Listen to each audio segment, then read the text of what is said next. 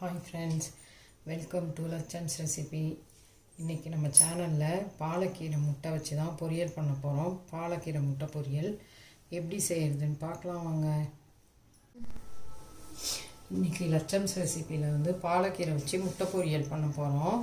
அதுக்கு ஒரு கட்டு பாலக்கீரை வாங்கினதை இந்த மாதிரி காம்போடு இருக்கும் இல்லைங்களா, காம்பு இல்லாமல் வெறும் இலையை மட்டும் எடுத்துக்கணும். கீரையை மட்டும் எடுத்து கீரையை அரியறதுக்கு முன்னாடியே நல்லா 2-3 தடவை தண்ணியில் வச்சு அலசி எடுத்துருங்க. மண் அழுக்கெல்லாம் போயிடும். அதுக்கப்புறம் ஒரு 10லேருந்து 20 நிமிஷம் அந்த வடி கூடையிலே வச்சு விட்ருங்க. தண்ணி சுத்தமாக வடிஞ்ச உடனே தான் நம்ம கட் பண்ணணும். ரொம்ப ஈரத்தோட தண்ணியோட கட் பண்ணிட்டோம்னா நம்ம வதக்கக்குள்ளே தண்ணி விட்டுரும். முட்டை பொரியல் பண்ணுறதுக்கு நல்லா இருக்காது, சலசலன்னும். தண்ணி இல்லாமல் கட் பண்ணி எடுத்துகிட்டு வந்துட்டு இப்போ எப்படி முட்டை பொரியல் செய்கிறதுன்னு பார்க்கலாம். இந்த மாதிரி கட் பண்ணிட்டு வந்துட்டேன் கீரையை. கட் பண்ணால் கீரை இவ்வளோ தான் இருக்குது. இந்த கீரைக்கு 4லேருந்து 5 முட்டை நம்ம சேர்த்துக்கலாம். இப்போ அதுக்கு தேவையான பொருட்கள் பார்த்திங்கன்னா, நான் ஒரே ஒரு பச்சை மிளகாய் கட் பண்ணி வச்சுருக்கேன். நீங்கள் உங்கள் காரத்துக்கு தகுந்த மாதிரி போட்டுக்கலாம். குழந்தைங்களுக்கு கொடுக்குற மாதிரி ரொம்ப குட்டி குழந்தையாக இருந்தால் பச்சை மிளகாய் சேர்க்காதீங்க. அப்புறம் பூண்டு ஒரு 6-7 பல் பொடியாக கட் பண்ணி வச்சுருக்கேன். சாம்பார் மிளகாத்தூள் வீட்டில் அரைப்போம்ல, அது 1/2 டீஸ்பூன் வச்சுருக்கேன். மிளகுத்தூள் அது மாதிரி 1/2 டீஸ்பூன் கொஞ்சம் கூட வச்சுருக்கேன் காரத்துக்காக. 2 வெங்காயம், பெரிய வெங்காயம் பொடியாக கட் பண்ணி வச்சுருக்கேன். இதெல்லாம் அதுக்கு தேவையான பொருள். சோம்பு ஒரு ஸ்பூன் எடுத்து இதை மாதிரி நசுக்கி வச்சுருக்கேன், ஒன்றும் பாதிகமாக தாளிக்கிறதுக்கு. இப்போ அதை எப்படி செய்கிறதுன்னு பார்க்கலாம். இப்போ நம்ம கடாயை அடுப்பில் வச்சுட்டேன். அதில் ஒரு 3 டேபிள் ஸ்பூன் அளவுக்கு எண்ணெய் சேர்த்துக்கிறேன் தாளிக்கிறதுக்கு. இப்போ எண்ணெய் காஞ்சிடுச்சு. சோம்பு நசுக்கி வச்சுருக்கிறத சேர்த்துக்கலாம், ஒரு டீஸ்பூன் அளவுக்கு. சோம்பு பொடியிட்டோம்.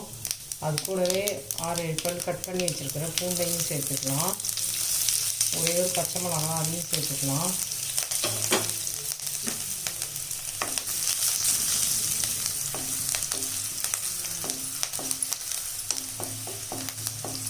பூண்டு கொஞ்சம் செவந்து இருக்கும் லைட்டாக, அப்போ தான் வாசமாக இருக்கும்.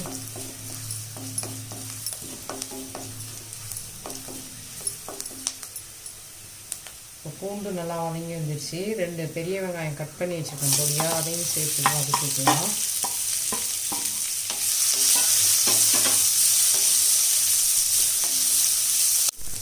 இப்போ வெங்காயம் நல்லா வதங்கி வந்துடுச்சு. இப்போ நான் அதில் 1/2 ஸ்பூன் உப்பு சேர்த்துக்கிறேன். 1/2 ஸ்பூன் உப்பு சேர்த்துக்கிறேன். கூடவே 1/4 டீஸ்பூன் அளவுக்கு மஞ்சள்தூள் சேர்த்துக்கிறேன்.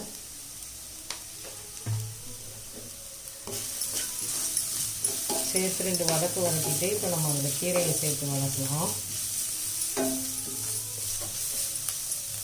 இப்போ நான் கட் பண்ணி வச்சுருக்கேன் கீரையை சேர்த்துக்கிறேங்க, பாலக்கீரையை. உங்களுக்கு பொரியல் எவ்வளோ தேவையோ அதுக்கு தகுந்த மாதிரி நீங்கள் கீரை, அந்த காரம், உப்பு அதெல்லாம் ஆட் பண்ணிக்கணும்.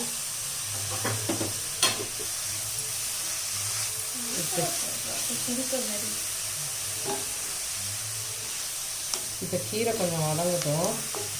உப்பு சேர்த்துருக்காங்க.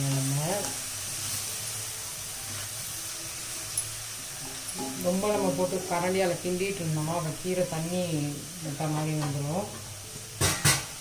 மீடியம் ஃப்ளேமில் வச்சு லைட்டாக வதக்குங்க ஒரு நிமிஷம். வதங்கினோடனே பார்த்தாலே கீரை சுருண்டு வந்துடும், கொஞ்சமாகிடும். இப்போ இந்த ஸ்டேஜில் நம்ம எடுத்து வச்சுருக்க சாம்பார் பொடி 1/2 டீஸ்பூன் அளவுக்கு நான் அதில் சேர்த்துக்கிறேன். நீங்கள் உங்களுக்கு காரம் கொஞ்சம் அதிகமாக வேணும்னா அது மாதிரி போட்டுக்கோங்க. அதுமாரி மிளகுத்தூள் நான் எடுத்து வச்சுருக்கேன் 1/2 டீஸ்பூன், கொஞ்சம் கூடுதலாக அதையும் நான் சேர்த்துக்கிறேன். நீங்கள் உங்களுக்கு தகுந்த காரத்துக்கு சேர்த்துக்கோங்க. இப்போ சேர்த்துட்டு நம்ம வதக்கிக்கலாம் ஒரு தடவை கீரையை தண்ணியோட. இப்போ நல்லா வதங்கிடுச்சு கீரையும் வெங்காயம், அந்த காரப்பொடி எல்லாம் சேர்த்த பிறகு நல்லா ஒரு நிமிஷம் வதக்கி கொடுங்க.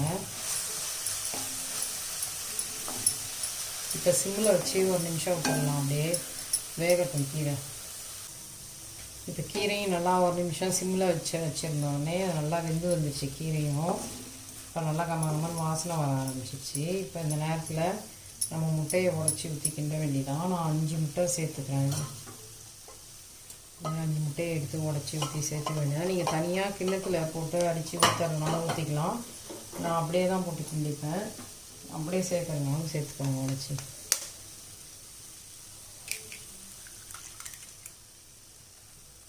இப்போ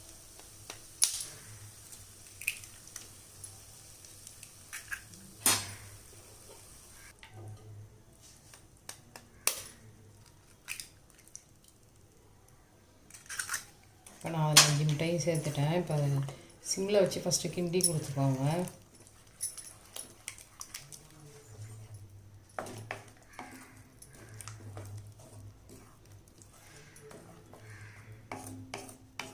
எண்ணெய் உங்களுக்கு வேணால் இன்னொரு ஸ்பூன் கூட நீங்கள் சேர்த்துக்கோங்க. நான் எண்ணெய் கம்மியாக தான் சேர்த்துருக்கேன்.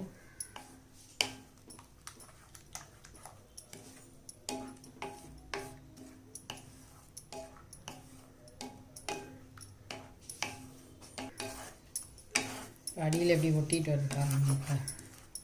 நல்லா கிட்டக்கே இருந்து இப்படி கிண்டி விட்டு தான் எடுக்கணும். 2-3 நிமிஷத்துலேயே சரி பொரியல் ரெடி ஆகிடும் உங்களுக்கு, முட்டை பொரியல்.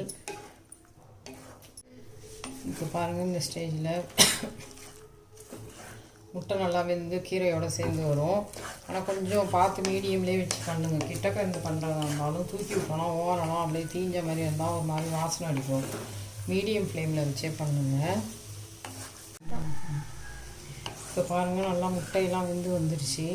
இன்னும் 1 நிமிஷம் நம்ம அப்படியே சிம்மில் வச்சு இதை அப்படியே வதக்கி கொடுத்துட்டு அப்படியே சிம்மில் வச்சு 1 நிமிஷம் வச்சிட்டோன்னா ரெடி ஆகிடும். சூப்பராக பாலக் முட்டை பொரியல் சூப்பராக ரெடி ஆகிடுச்சு. நீங்களும் இந்த மாதிரி செஞ்சு பாருங்கள். இது எல்லா வகை ரச சாதத்தோடையும், சாம்பார் சாதம், வத்த குழம்பு, புளிக்குழம்பு எது வச்சாலும் சூப்பராக இருக்கும். சைட் டிஷ்ஷாக செம்மையாக இருக்கும். சும்மாவே சாப்பிட்ருவாங்க பசங்க இனிமேல் செஞ்சு வச்சோம்னா. பாலக்கீரை முட்டை பொரியல் சூப்பராக ரெடி ஆகிடுச்சு. நீங்களும் இந்த மாதிரி செஞ்சு பாருங்கள். செஞ்சு பார்த்துட்டு லட்சம்ஸ் ரெசிபியை லைக் பண்ணுங்கள், ஷேர் பண்ணுங்கள், சப்ஸ்கிரைப் பண்ணுங்கள். தேங்க்யூ.